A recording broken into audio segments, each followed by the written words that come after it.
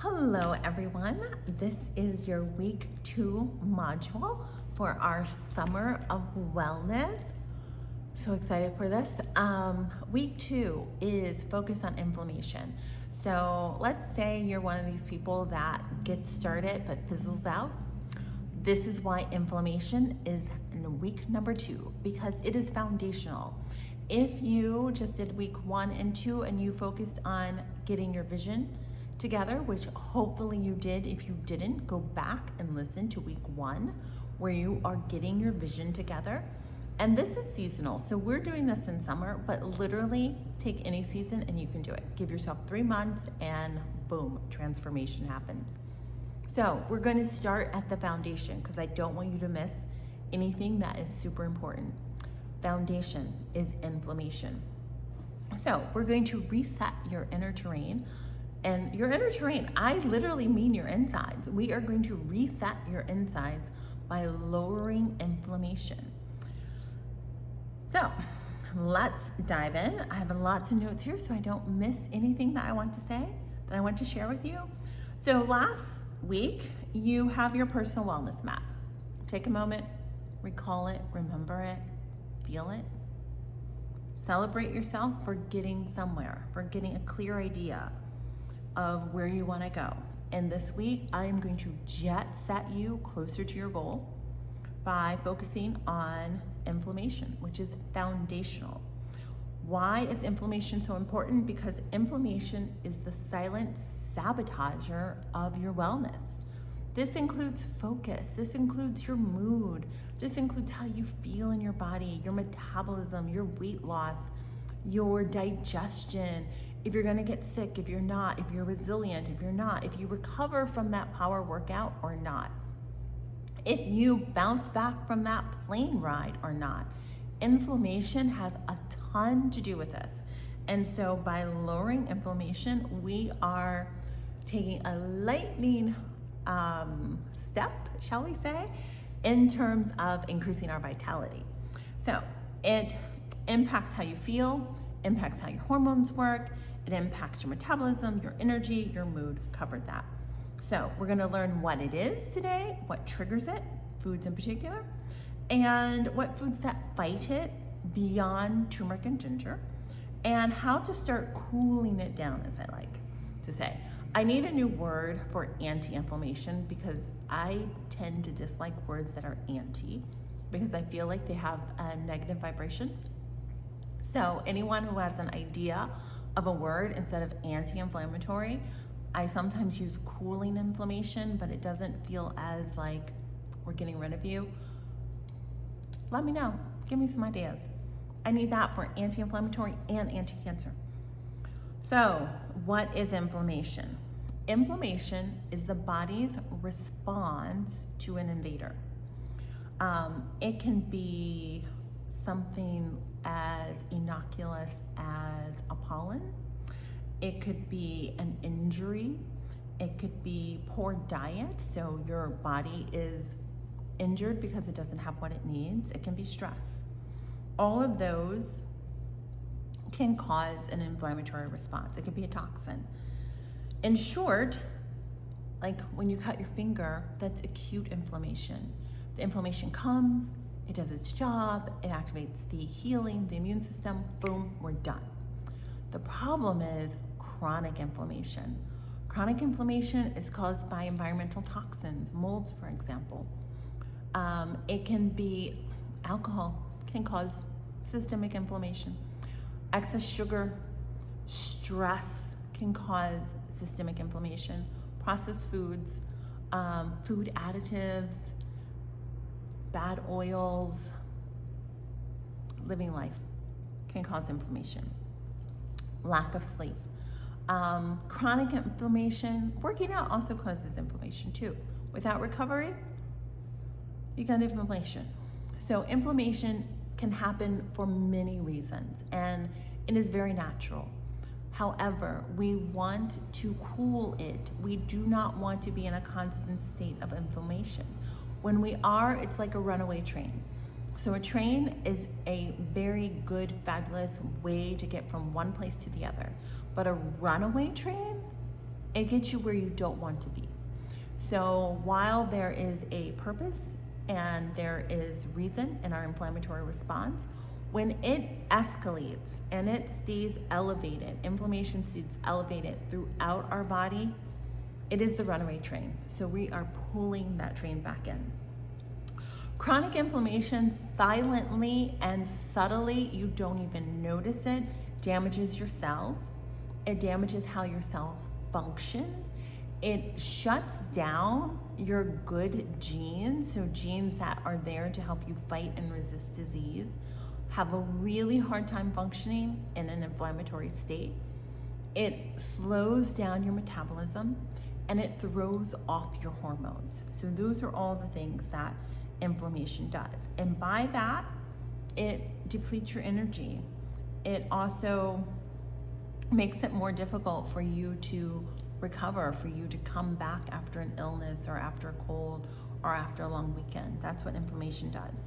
Signs of chronic inflammation: puffiness. So feeling puffy, feeling bloated, feeling achy. There's some people who wake up in the morning and they feel achy. That is a sign of inflammation. Your fingers might feel bloated. That is a sign of inflammation. You might be tired and you just took a nap and you're still tired and you're still tired. That's fatigue. That is a sign of inflammation. Hormone imbalance, inflammation. Brain fog, inflammation. And when I say inflammation, it's not to say that there are not other contributing factors, but inflammation is definitely operating in the background. And so by addressing that inflammation that's operating in the background, you positively move everything toward a more resolved or a less alarming state.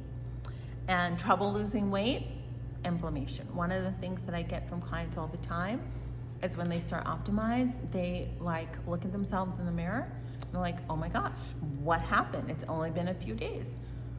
It is inflammation going away. Like when you depuff, and I love that idea of depuffing, then suddenly your stomach is less protruding, your fingers are thinner, like everything just feels and looks better. So, inflammatory foods. So let's talk about what fuels the fire. So if we're talking about cooling inflammation, let's say what excites inflammation. And generally there are three categories: refined sugar, refined grains, and seed oils. Refined sugar spikes insulin. Insulin is pro-inflammatory. So if you have a high sugar diet, I can guarantee you that you have an inflammatory problem. So it feeds inflammation, it disrupts your gut health. When you disrupt your gut health, guess what? You get more inflammation, because your gut is your first line of defense against the outside world. You eat something, no matter how clean you are, how pristine you are, it has germs on it. Your gut is what protects your body from those germs. When you have lots of sugar, your gut microbiome is thrown off, and guess what? Your gut cannot act as well as a protector, hence more inflammation. Refined grains, white bread, white pastas, crackers, chips, they lack fiber and nutrients. The lack of fiber and lack of nutrients harms your gut. And when we talk about inflammation, we are really focusing on the gut, because most of your inflammation comes when your gut is not as impermeable as it should be. When your gut microbes, your microbiome, the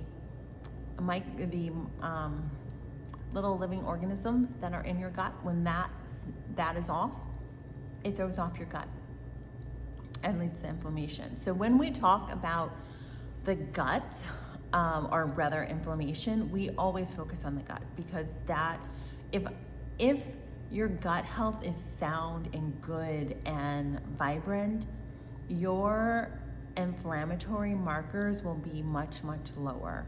Your sense of inflammation will be much, much lower, because you have basically gotten rid of the lion's share of the sources of inflammation, and now you have to deal with sleep and stress and recovery from your workout, which we can handle more easily. So, refined grains, source of inflammation because it doesn't feed your gut microbiome, and it's also very high in sugar. So we have a 1-2 punch that is hurting our gut. Seed oils like canola oil, corn oil, soybean oil, what I thought was so good, sunflower oil, is good on your skin, but not in your body. So, and actually, even if you're putting it on your skin, because your skin absorbs 80% of what you put on it, you always want to make sure that those products too are not, that they're good, that they're organic, that they're well made. So maybe sunflower oil is a no for sure as it relates to uses in cooking and food. And when sourced properly, yes, you could use it on your skin, but then it's going to be very expensive. So there we go. Which is not a bad thing. It just means that the quality that you could put on your skin is usually prohibitive as it relates to cooking with it, and particularly as it relates to industrial food production, because it would then be prohibitively expensive for a processed food company to use it. Hence, we get our regular old sunflower oil and seed oils. Keep these ingredients away from your body. They are everywhere. I ask that as part of your summer routine. A, go to the farmer's market. B, order Jolie. And C, read your labels. Because when you read your labels, you will see where these refined sugars, refined grains, and seed oils are. And you can then make better choices. And the other thing you can do that will be good for this whole what not to eat is to reduce your processed meats and your alcohol. And I'm gonna be a little bit practical here. Choose your poison. So I don't expect, remember in the last session, we talked about this being easy, there being a sense of ease about it. I don't expect for you to go cold turkey and make this the summer of deprivation. I expect and I encourage you to basically focus on the things that are ultimately the most important and give you the most squeeze, the most juice for your squeeze. And so for me, for instance, taking out seed oils, painless. Taking out refined grains, pretty much painless. Reducing my sugar, pretty painless. Taking out wine, painful. So I would choose myself to get rid of the seed oils, only olive oil, please. Get rid of the refined grains. So I might have like a black bean or white beans or lentils or my favorite oat groats, something of that sort. But I'm not gonna have like what I grew up on, Wonder Bread, or a lot of pasta dishes, or a hoagie or something like that. I'm not gonna do that. And refined sugar, I can give up most sugar, except I like a little sugar in my tea and my coffee. But I can pass on the cake, I can pass on the cupcake, I can pass on the apple pie, I can pass on those things. And instead, I do a little bit where it matters most to me. That is my tip. Now, let's bring on the healing. So what do we add in? And for those of you who don't like restriction, I'm gonna ask that you ignore what we just talked about and just add a bunch of the good stuff in. Because if you keep adding the good stuff in, there will be no room for the other stuff.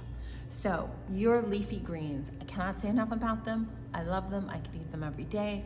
You might hate them. Hopefully there's something you like. Maybe it's iceberg lettuce, maybe it's romaine, maybe it's Caesar salad. Go for that. Your leafy greens are going to help you. They're rich in antioxidants. That helps you to disinflame. They are rich in minerals. And aim for at least 2 meals a day. In our last session, we talked about adding a fruit or vegetable to every meal. So within that, we're getting better now, we're refining.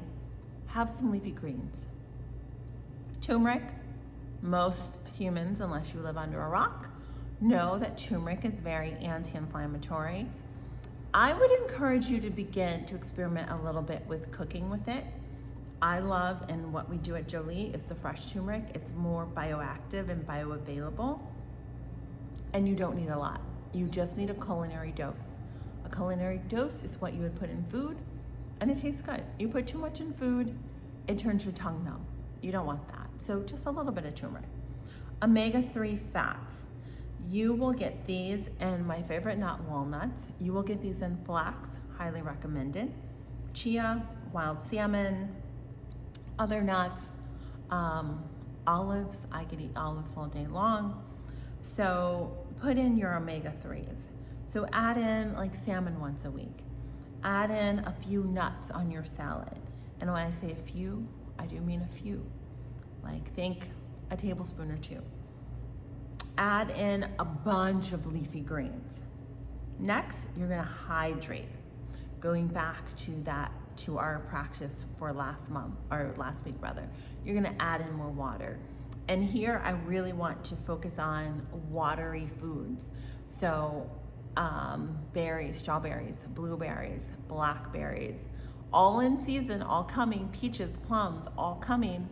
Hydrate, hydrate, hydrate with those water-rich foods. Cucumbers, my favorite food. Hydrate with that. Tomatoes in New Jersey, amazing. Hydrate with those.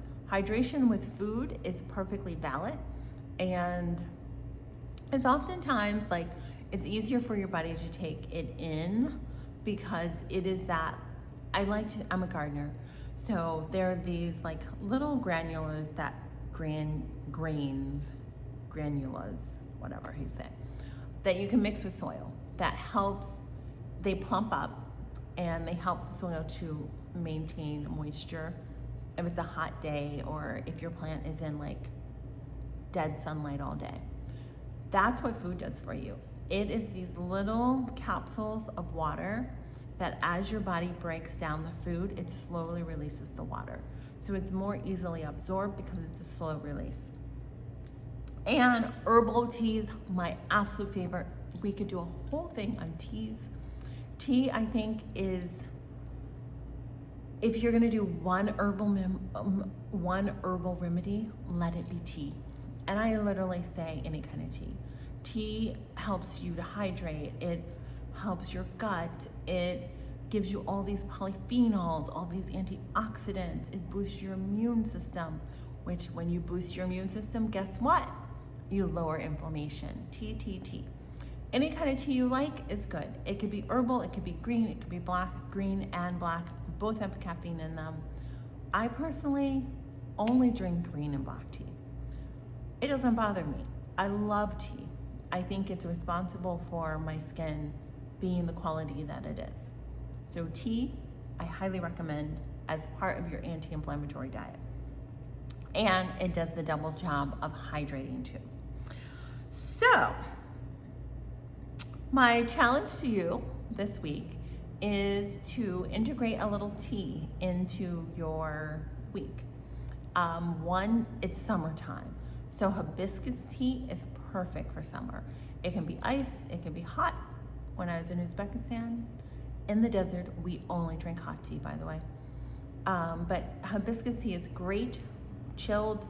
It tastes naturally sweet. It helps to lower inflammation, helps to modulate your appetite, your metabolism. It's a great detoxifier, highly recommend it. So try that. If you are near Jolie, try some of the Jolie products. They are wonderful for this anti-inflammatory week. The broths, the juices, the foods, all of that. And lifestyle. We can't talk about cooling inflammation without talking about lifestyle, because our lifestyle can fuel inflammation just as much as food can. So I don't expect you to have a stress-free life.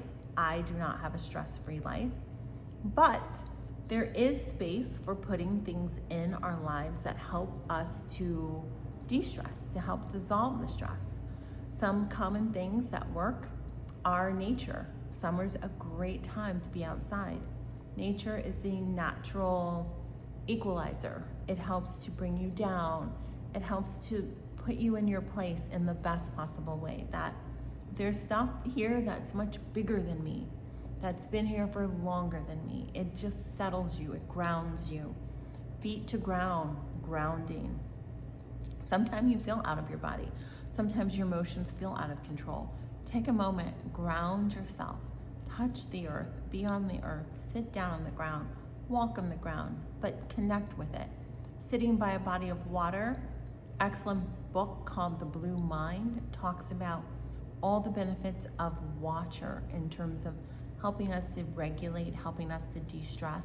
That's one way that you can very passively, we talked about ease during the summer, you can bring down your inflammation by bringing down your stress by being next to water. Jersey Shore, great place. A lake, a pond, a stream, a bird bath. Actually, when they do the research, the size of the body of water matters much less than you might think. And so even a kiddie pool, just sitting there, being near it, hearing the water gurgle is going to be relaxing and help activate your de-stress pathways, which you do have, even if you don't realize you have it on a daily basis. Sleeping. Sleep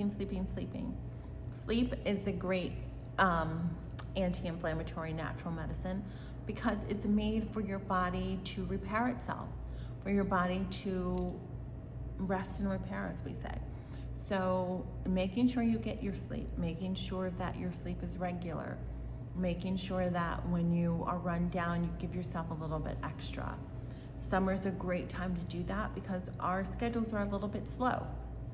When you go on vacation, do not feel the need to schedule every single moment. Allow some moments for you to rest, for you to reset. This will go far, really far in lowering your inflammation. And daily movement. I can't say enough about movement. I'm a movement girl. It's wonderful because stress is energy and movement helps to release that energy out in the world where it can become something different. It's just like ice can become water. It can become liquid water. It can become gaseous water. It can come in many forms. Let that also, your stress that is pent up in your body, your movement releases it to the outside world, and your movement makes you feel good. It causes you to release endorphins that make you feel good. When you feel good, guess what? Stress, it begins to slip away. So as part of this anti-inflammatory week, think about things that make you feel good, moving your body in ways that make you feel good. So practice work, here we have. For your practice work this week, here are 2 suggestions that I have. One is try a 3-day anti-inflammatory diet. You will be shocked by how big of a difference it makes in how you feel, think, and move. Huge difference. You can do a Jolie 3-day program. You will be amazed by what happens to your body. If you are not near Jolie, then do a 3-day program where you remove sugar, you add in vegetables, you add in 2 cups of tea a day, and you add in a broth to whatever it is you're eating.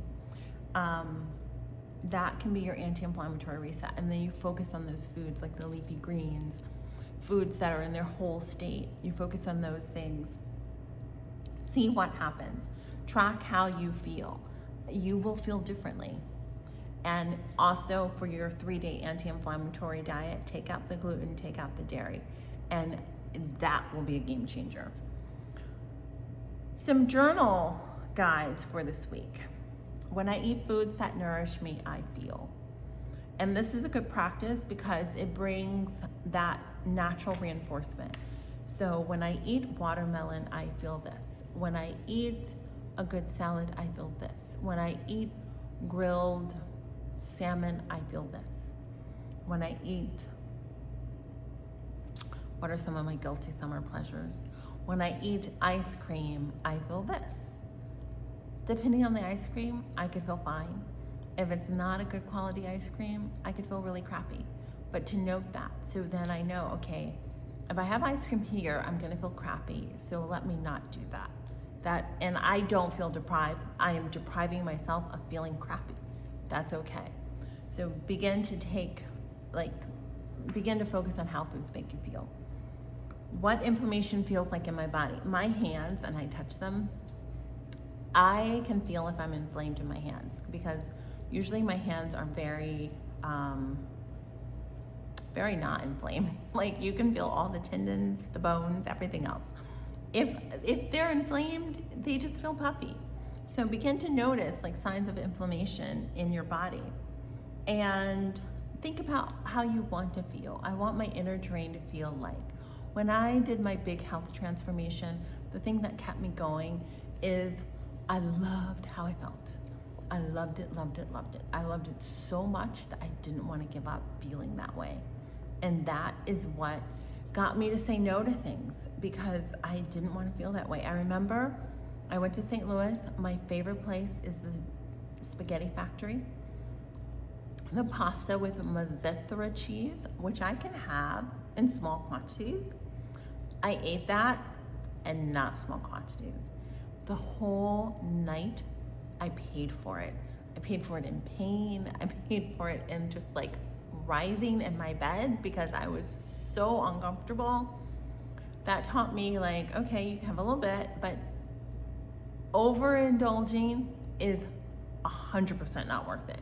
So to begin to key into those things, and to know that every step you take, every day that you do this, you're getting closer and closer to that vision of you now less than 90 days from now, 83 days from now. Know that every step counts. There are ups, there are downs, you're falling off the wagon, but if you just keep moving forward, guess what? You're gonna be different at the end of the summer than you are now. So we are looking for a summer of transformation and ease, but we are not looking for a summer of perfection, because life is not perfect. Instead, it can just get better and better and better. And so that's what I want to leave you with. That life can just get better and better and better. And you're on the road, and just let that be your mantra. It can get better. There's no glass ceiling on better. And that's it.